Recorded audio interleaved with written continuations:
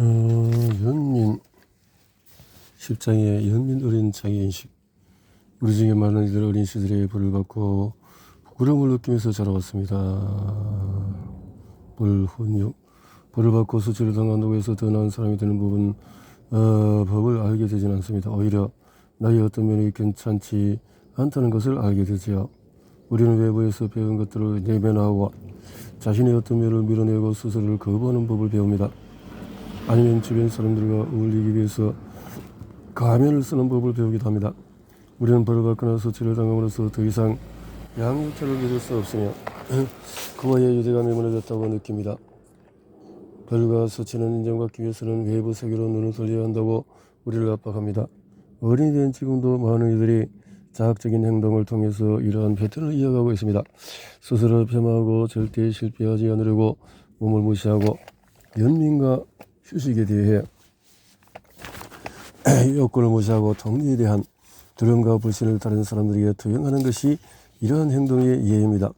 배은한 비판과 심판, 자책이 아니라 유대와 격려, 칭찬을 통해서 일어납니다. 나는 망가졌어 혹은 나는 부족해라는 생각을 계속하는 한 우리는 치유될 수가 없습니다. 왜냐하면 우리가 가진 패턴의 밑바닥에는 나는 고통받아 마땅하다는 믿음이 있기 때문입니다. 자기 수용의 핵심은 연민 어린 자기인식으로서 자신의 패턴에 다가가는 것입니다. 그럼 우리는 성장할 수 있고 스스로의 삶을 책임질 수 있으며 나 자신뿐만 아니라 가족과 공동체를 위해서 가슴과 동조된 채 살아가기 시작합니다.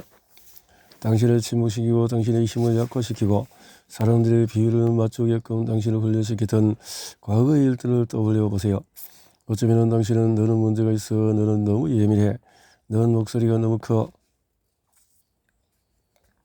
패턴을 풀기 시작하면서 자신이 사람들에게 진정한 모습을 보여주지 않고 있음을 인식하게 될 수도 있습니다. 이는 오래전에 당신이 스스로를 보호하기 위해 체득한 일종의 습관 같은 것입니다. 스스로를 심판하기보다도 가면 뒤에 있는 나 자신은 누구일까 하는 궁금증을 가져보세요. 이제 당신이 할 일은 삶에 대한 주인의식을 가지고 나의 어떤 모습을 세상에 내보일지 자주적으로 선택함으로써 그동안 훈련받은 모든 것들을 지우는 일입니다. 여기 자기인식을 연습할 때 활용할 수 있는 세 가지 도구가 있습니다. 바로 자기연민, 자기수용, 그리고 자기용서입니다. 자기연민, 자기 자신과 친절하고 다정한 내적인 대화를 나누는 것은 자기연민의 기초입니다. 스스로를 거부하는 상태일 때 우리는 스스로 폄하하는 말을 하고 불가능한 수준의 완벽을 이루고자 합니다. 자기수용, 자기수용은 자기가 할 수 있는 일이 아무것도 없다고 생각하거나 좋지 못한 행동을 합리화하는 것이 아닙니다. 진정한 변화를 일으키기 위한 행동을 취하는 것이 자기수용입니다. 자기용서, 패턴 속의 행동을 또다시 행하고 있거나 그 패턴 속의 역할을 또다시 맡고 있는 나 자신을 알아차리는 순간에 스스로에게 너그러운 마음을 가질 수 있다면 변화를 위한 가장 큰 기회가 생깁니다. 패턴에 스스로 책임을 질 때 몸에 어떤 느낌이 느껴지는지 주목해 보세요. 만약에 몸에서 긴장, 부끄러움, 열감, 수축 혹은 불편함 등의 감각이 느껴진다면 소투를 늦추고 호흡으로 돌아가 스스로에게 다정한 말을 해주는 것도 좋습니다. 이럴 때 읽기 좋은 만트라는 나는 안전합니다.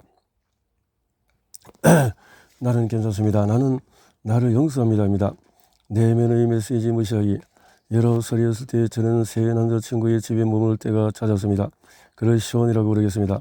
시온은 저에게 매우 공격적인 어조로 말했고 그가 내뿜는 에너지는 심술궂고 불쾌했습니다. 저희가 창문으로 바깥쪽 주차장을 바라보고 있었을 때 이 사람은 안전하지 않아. 그는 폭력적으로 변할 거야. 라는 내면의 메시지가 크고 선명하게 다가왔습니다. 하지만 저는 그 집을 떠나지도 시온과 헤어지지도 않았습니다. 저는 그와 동거를 시작했고 우리는 약 1년 동안 같이 살았습니다. 우리는 왜 내면의 메시지를 무시하는 걸까요? 그리고 내면의 소리를 듣지 않은 자기 자신을 어떻게 용서할 수 있을까요? 어쩌면 당신에게도 자신의 직관을 무시했던 적이 한 번 또는 여러 번 있을 겁니다. 뭔가가 잘못되었음을 알려주는 내면의 작은 속삭임을 듣지 않았거나 신체의 엄청난 통증을 무시했던 것이죠. 아마도 당신은 상대의 해로운 행위를 정당화했거나 누군가 생각을 바꿀 수 있도록 돕는 데 너무 오랜 시간을 허비했을 수도 있습니다. 시온과의 관계가 끝난 후에 몇 년 동안에 저는 직감을 믿지 않았던 저 자신을 상당히 모질게 되었습니다. 저는 스스로를 심판하고 후회하면서 수치심의 굴레 속에 갇혀 있었습니다. 우리도 대부분은 직관을 무시하고 무언가 이상하다는 징후를 무시해왔습니다. 치유 과정에서 가장 어려운 부분 중 하나는 자기 자신에게 자유로워지는 것입니다. 우리를 위협을 받거나 갈등에 직면했을 때 자신이 어떻게 반응할지 잘 알고 있다고 생각하지만 사실 정말 그 상황이 되어보지 않으면 자신이 어떤 반응을 보일지 모르는 법입니다. 우리는 부정하거나 넋이나거나 얼어버리거나 반격하거나 매달리거나 경우에 따라 도망치기도 합니다. 많은 경우에 우리는 자신의 반응에 놀랍니다. 치유되지 않은 부분이 우리의 삶의 운전대를 잡고 있으면 우리의 잠재의식은 끝맺어지지 않은 과거의 상처를 끝매는 데 너무 집중한 나머지 뭔가 감이 안 좋을 때 그것을 무시하거나 정당하는 경향이 있습니다. 패턴 속 나의 모습에 책임지기, 시온과의 관계는 격한 분노와 불안, 혼돈이 가득했습니다. 숨겨져 있던 제 모든 방어 기제가 그와의 관계 속에서 수면 위로 떠올랐습니다. 치유 과정 중에서 때가 되면 자신이 무의식적으로 패턴을 지속시키는 방식을 찾아내기 위해 결국 내면으로 시야를 돌려가는 때가 옵니다. 제가 치유 프로그램을 진행하며 책임감 부분을 다룰 때 참여자들에게서 자주 듣는 말들이 있었습니다. 책임을 지면 자책하는 듯한 기분이 들어요. 패턴에 대한 책임을 진다는 것은 탓한다는 뜻이 아닙니다. 오히려 그것은 당신이 깨어날 준비가 되었으며 삶을 직접 통제할 준비가 되었음을 의미합니다. 즉 더 이상 스스로 무려 존재로 보지 않겠다고 선택하고 당신의 넘치는 기계와 힘을 체현할 준비가 되었다는 의미지요. 진정한 책임지기 작업은 자기 연망과 짝을 이루어야만 효과적입니다. 스스로를 수용하는 마음을 내어 패턴 속의 나의 모습에 대한 책임을 질 때 더 깊은 자아 인식의 문이 열립니다. 치유는 과거를 지우고 완전히 다른 사람이 되는 것이 아닙니다. 치유는 당신의 삶을 은밀히 지배해왔던 것들을 인정하는 일입니다. 패턴은 우리가 책임질 때 변한다. 우리 중에 많은 이들이 책임지기 작업을 거부합니다. 왜냐하면 이 작업은 우리 자신을 완전히 직면해야 하는 작업이면서도 우리를 수치심과 자기 심판 속으로 빠뜨릴 때가 많기 때문입니다. 때로는 자신의 마음, 감정, 행동에 책임을 지는 것이 고통스러울 수도 있습니다. 하지만 이 작업에서 우리가 얻는 바는 내 삶의 통제권을 내가 다시 지키게 된다는 것입니다. 자신이 속한 공동체 안에서 통합된 인간, 의식적인 파트너, 배려심 있는 친구가 되기를 원한다면 책임지기 작업을 하는 것이 필수입니다. 우리는 자신이 들어 지나치게 비판적인 인간, 가혹한 인간, 공격적인 인간, 상대를 무시하는 인간, 햇빛 성향의 인간, 통제하려는 인간, 지배를 드는 인간, 방어적인 태도의 인간, 사람들에게 상처를 주는 인간이 될 수도 있다는 것을 인정하기 힘들어합니다. 안전하지 않은 사람들을 내 삶 속으로 들였던 과거의 나를 용서하는 것 역시 힘든 일이기는 마찬가지입니다.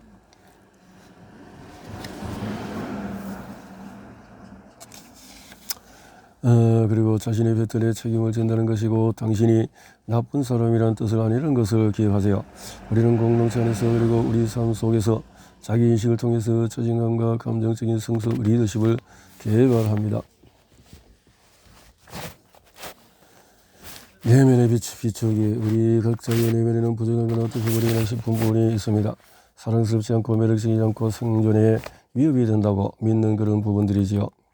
자신의 모습을 거부하고 그것과 완전히 단절되면 그 모습들은 다른 틈으로 삐쳐나와 관계에 큰 혼란을 일으키고 예상치 못한 중간의 모습을 드러내 우리를 당황스럽게 만듭니다. 어쩌면 우리 자신의 미성숙한 자아 또는 상처받은 자아로부터 생겨난 격한 감정에 반응하고 타인이나 세상을 비난하고 내면에서 올라오는 강렬한 감정에 대처하지 못하면서 반응 모드에 갇혀버릴 수도 있습니다.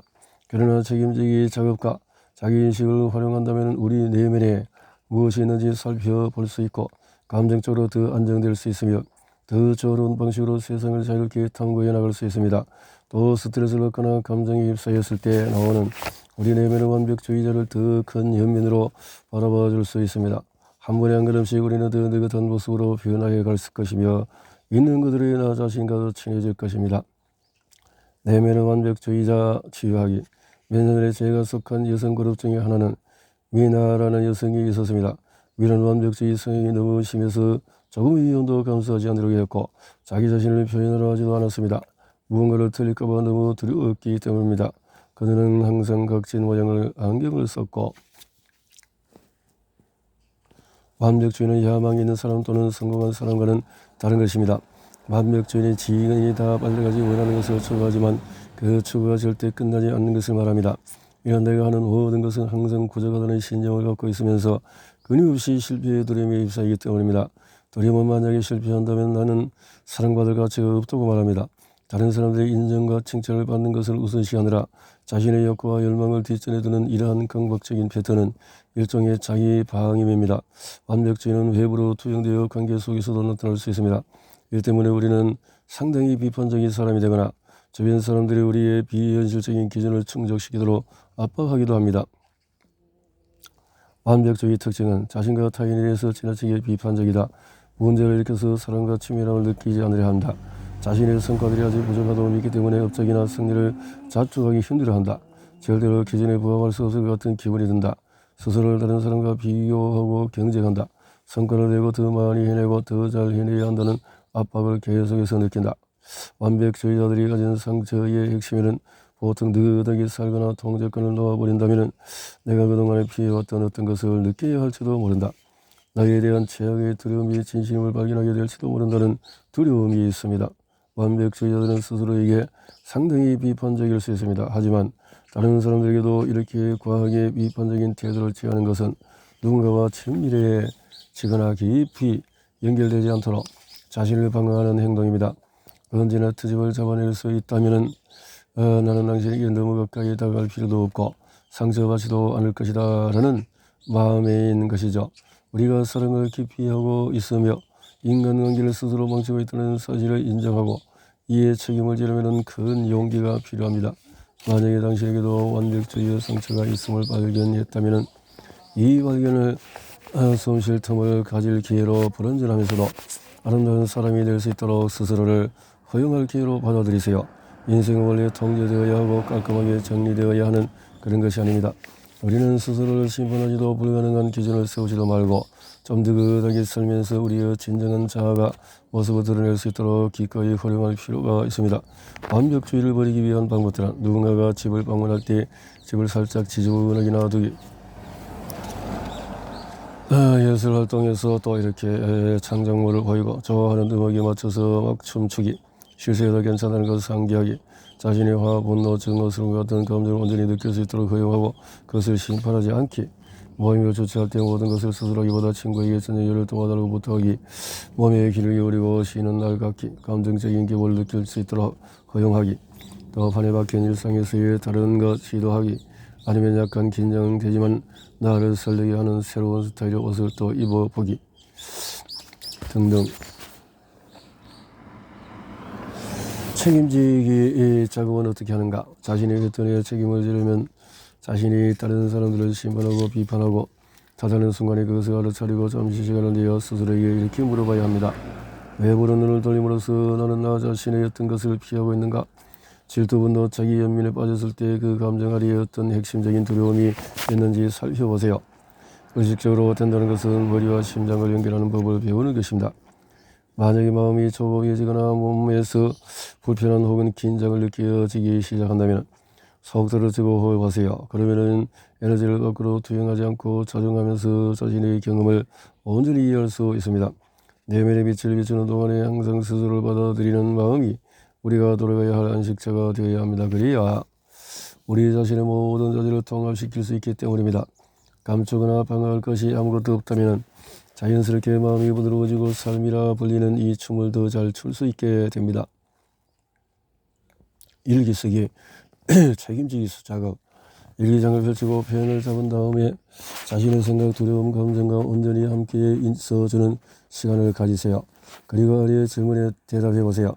이 과정에서는 스스로에게 친절하고 자비로워야 합니다. 저희를 위해 오래된 상처를 건드리고 자기 자신의 깊은 내면으로 들어갈 때 격한 감정을 경험하는 것은 괜찮을 뿐 아니라 사실 건강한 것입니다. 당신은 안전합니다. 화가 났을 때에는 보통 어떻게 표현하나요? 당신은 지금 관계에서 반복적으로 불쑥 나타나는 어린 시절의 감정이 있나요? 사람들이 당신에 대해서 추적하는 것들 중에서 어떤 것이 상처가 되나요? 일기 쓰기만으로 패턴을 치료한 사람은 아무도 없습니다. 이 과정은 당신이 자기 자신과 더 연결된 느낌을 느낄 수 있게 해주고 표면적인 당신의 반응과 방의 기제 아래에 무엇이 깔려 있는지 알려줄 수 있도록 설계되었습니다. 당신은 아무것도 할 필요가 없습니다. 그저 이러한 정보를 얻음으로써 스스로를 더 잘 인식하고 자기 자신에 대해서 더 깊은 자비심을 가지면 됩니다.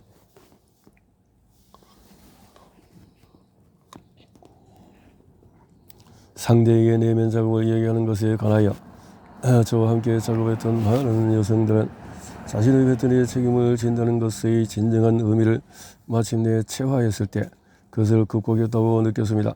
그렇게 되었을 때 과거의 그 사람에게 연락해서 자신이 그동안 배운 모든 것들을 공유하고 싶어하는 것도 무리는 아닙니다. 이런 대단한 경험을 전 파트너에게도 말해준다는 게 꽤 구미가 당긴 일일 수도 있지만 저는 이를 권장하지는 않습니다. 특히나 그 사람과의 관계에서 떠들썩한 일이 많았거나 그 사람이 어떤 식으로든 당신을 학대했었다면 더더욱 그렇습니다. 당신의 책임지기 작업은 연약하고 신성한 것입니다. 책임의식을 갖고 앞으로 나아가기 위해 당신에게 상처를 준 사람들에게 당신의 이야기를 공유할 필요는 없습니다.